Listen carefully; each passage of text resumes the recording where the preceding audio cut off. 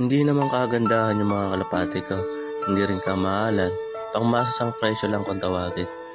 At lalong hindi rin naman mga kagalingan. Pero alam nyo bang dito ako nagiging masaya? Dito nawawala yung mga stress ko. Dito rin ako nagkaroon ng maraming kaibigan.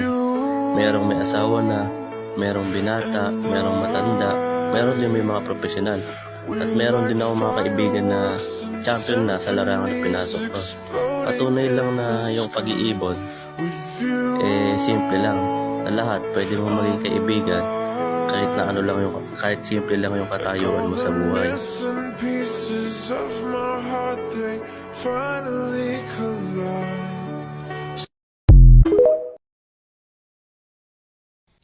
Yan po guys, update ko po ngayon guys, yan.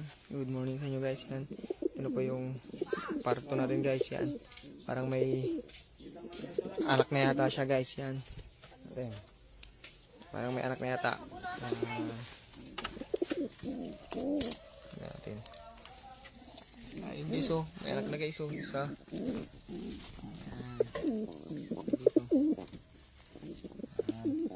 Ayan, tama tatay at nanay, yan.